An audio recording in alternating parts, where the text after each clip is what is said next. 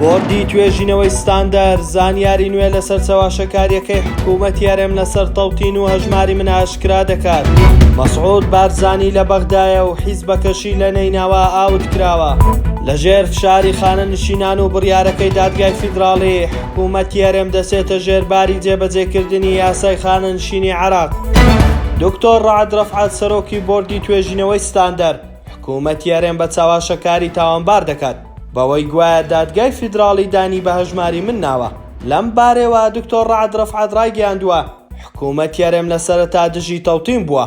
هەر لە هۆڵی دادگای فیدراڵی تا ئێستا و ئێستا پێی حەیبە بڵێ خەڵک سەرکەوتوو بووە و ئەوی شکستی هێناوە لە کەیسەکەیدا. دکتۆر ڕەعەد ئەوەشی وتووە بۆ چاواشەکاری لەگەڵ حکوومەتی بەغدا و دادگای فیدراڵی بە عەرەبی دەنووسێ تەوتین، بە کوردیش تەرجومەکەی دەنووسێ هەژماری من.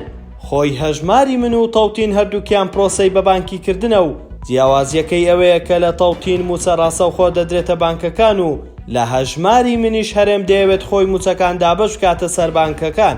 سەرۆکی بۆردی توێژینەوەی ستاندەرەوەشی وتووە سەرانی ئەو حکوومەتە تووشی نەخۆشی دەرونی سادیەت بوونە لەگەڵ هاوڵاتیان، چونکە چێژ لە ئەزیەتدانی دەرونی و بژێوی فەرمانبەرانی هەرێم دەبین و نانەوێ کەس لەژێر سای حکومیان دڵخۆش و ئاسوودە بێت.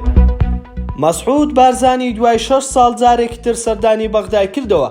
لە سەردانەکەیدا لەگەڵ لایەنە سەرەکیەکانی نێو چوارچێوەی هەماهەنگی کۆبوویەوە. سەردانەکەی بارزانی بۆ بەغدا لە کاتێکدایە دوێنێ حیزبەکەی لە حکوومەتی خۆجێی پارێزگای نەینەوە بە تەواوەتی ئاوت کرا.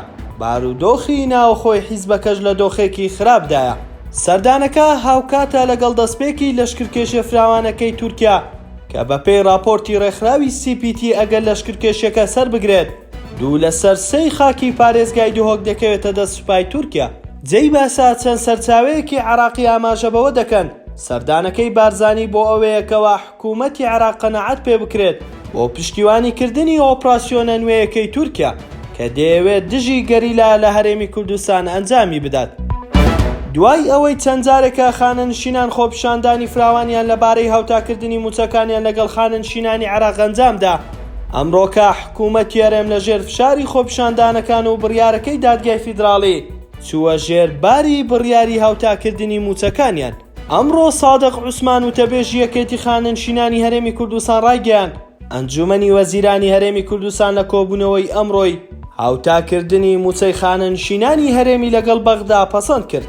جێی باسا لەگەڵ جێبەجێکردنی بڕیارەکە کەمترین موچەی خانەنشینانی هەرێم هاوشێوەی خانەنشینانی بەغدا دەبێت بە 500,000 دینار. ستاندەر نیوزمان پێشکەشکردن. شاد و کامەران بن.